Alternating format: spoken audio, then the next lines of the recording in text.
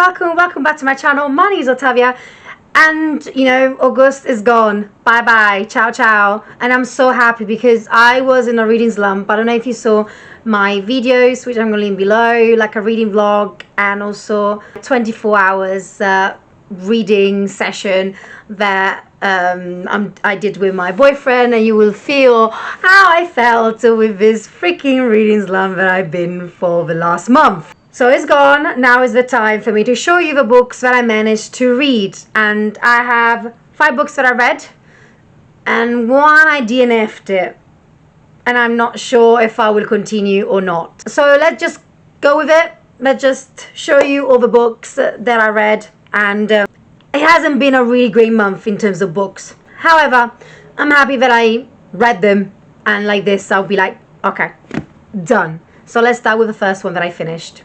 So the first one that I read is The Cautious Traveler's Guide to the Wasteland by Sarah Brooks.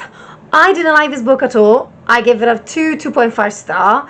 I'm not sure it's because I was in this reading slump that I didn't enjoy it, or just because it wasn't for me. And it's about this train that goes to China to Russia multiple times, but to do that he has to basically pass through the wasteland, which is an area isolated where vegetation and weird animals are there basically. And this train is made in a way that it can actually pass through the wasteland, and also to not have things getting into the train. But something happened in the last passage from Russia to China where things happened, people died, and lots of things happening. So we have 3 people that we are following. One naturalist, which is actually a little bit bankrupt, let's say. Then we have a girl, which is she actually was born on a train. And we have a woman that is basically connected to the train itself, and especially who made the train. I didn't like it. I didn't like the suspense. I didn't particularly care of the characters. There was some kind of connection with a character and something happening to a wasteland, but it wasn't there. I didn't like it at all. I'm so sad because this is a stunning edition. Like, look at the inside, but it wasn't for me. I enjoy the writing style in certain areas, other one no. It was all over the place. I thought that it would have been more gory or more, not really horror-y feel, but for what I understood, like, I didn't get what I wanted. I thought it was going to be more entertaining, and it wasn't. It was really boring. And I'm so sad to say it, because I heard other people that really enjoy this one, but it wasn't for me. I tried it, not for me. That's why I said that August wasn't the great month, because I didn't start it really well. And unfortunately, this one I'm gonna pass it along to someone else that hopefully might like it, but it's not for me. Then the next one that I finished and started and finished, of course, in August is Emily Wilde's Encyclopedia of Fairy by Heather Fawcett.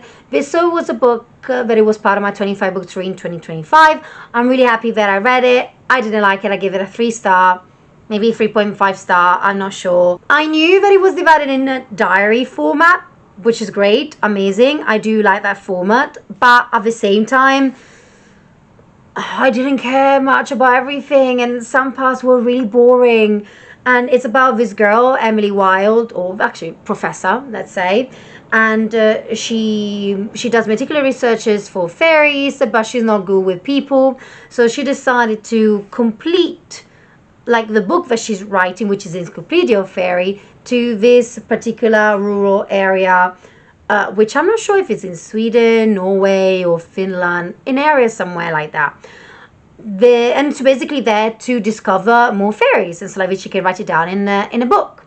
And then we have like this enemy, but it's more like a friend, which his name is Wendell Bumblebee, and she always thinks that this guy is a little bit weird. Maybe it's connected to the fairy itself.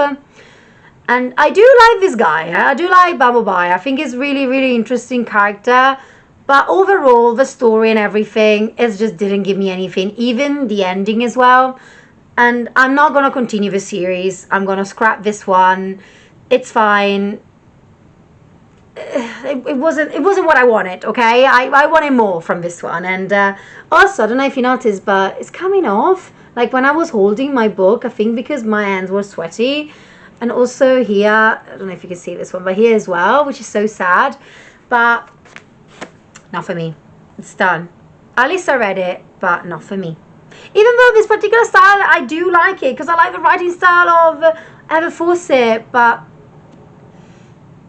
didn't give me anything, unfortunately. Then if you have watched my 24-hour reading vlog, readathon with my boyfriend Sam, you will see that I finished How to Solve Your Murder by Kristen Perrin. We read it together as a buddy reading, and we really enjoyed it. We gave it a 4-star. Not the greatest mystery crime book, but still something, because it's not like a genre that I read, and it's about this girl of 16 years old in 1965 called Frances Adams, that she's been given from this fortune teller like a premonition or something that basically she's gonna get murdered. So she, from that early age, she's trying to figure out who might be, who could it be, and there's a lot of hidden things that this fortune teller told her. And then we actually go to normal days, where there's the a great niece of Frances Adams, her name is Annie, are at Castle Knowles because she's been called by Frances to basically, come there and talk about the will and what she wants to do for Castle Knowles, which is the place where the scene is setting. But to go there to Castle Knowles, something happened and Frances died. So basically, from the will that comes up after, she has to get the gist of it and see who exactly murder Frances. If she does it in a week, then the estate is going to be given to someone else to solve. If she finds the culprit before the police, then she will keep the estate. So it's really fast-paced, really easy to read, but not a lot of description, but there's a lot of dialogue, which is great, but I prefer more of a description. Also, what I didn't like is that there's a lot of things that happen to the main person, but the enough is something happened to her, not really nicely, and then she just go with her life and nothing happens, and I'm like, girl, someone tried to do something bad to you and you're not doing anything. So it was really a fun read, but I don't think I will continue the series. I think I'm happy with one book. I know the second one is still connected to Castle Knowles and something that happened more in the past that we kind of saw here, but I'm not really interested in it. But it was still a fun read, especially from the reading that I had prior to this one. Then the next book that I finished is The Night and the Mob by Rachel Gillick. I actually read it on ebook, but then I decided to get the physical copy because I really enjoyed it. I gave it 4.5 star. I couldn't give it a 5-star because I was in this reading slump, and I think it took me a while to get into the book, even though I was really, really interested in. And when I did this reading challenge, I actually managed to, finish it and get more invested to the story. So what it is about this diviners. There's 6 of them, and they don't have their name. They actually have asked to not remember their names, so they're called 1, 2, 3, 4, 5, 6. And what they do is that they divine, so they're diviners. And to do so, they are drowning in this pool of water in this cathedral, and they're being helped by this abbess. So when they're drowning, they kind of tell, not really the fortune, but basically what happened to the person that they want to have a divination for. And they have these omens. So there's 6 omens, and they think of this one and stuff like that. Each omens have a specific thing. What happened is that these diviners are in the last year, or the last month, to divine, and then they can do whatever they want after. But then some diviners started to disappear. So 6, which is the person that we're following, she's trying to see what's happening, where are the diviners? And she's gonna be held by this knight and this new king.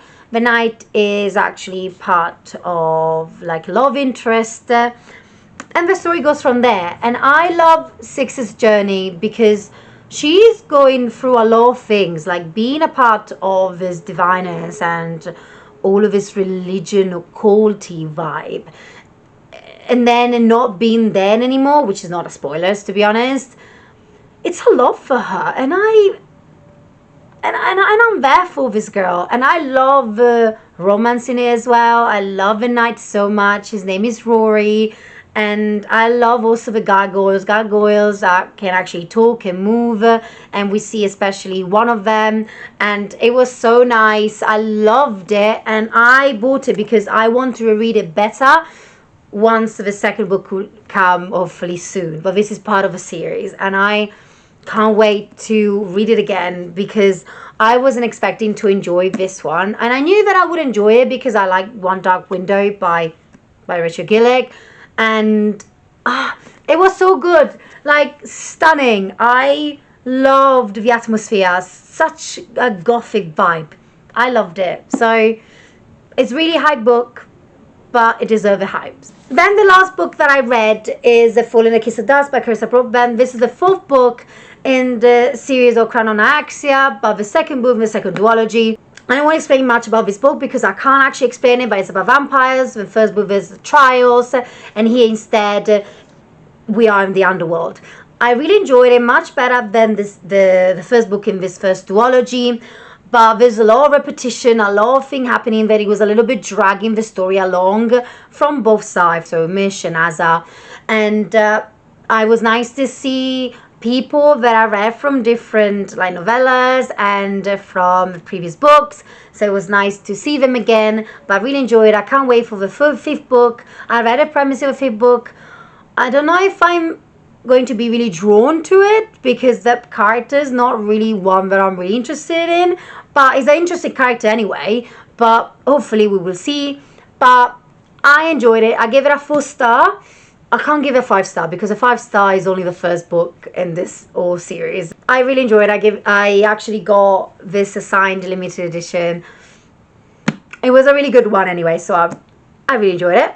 And then the DNF, I DNF'd this book after 30 pages, which is not a lot. I'm not sure if I will continue reading it later, but I have a problem with the writing style.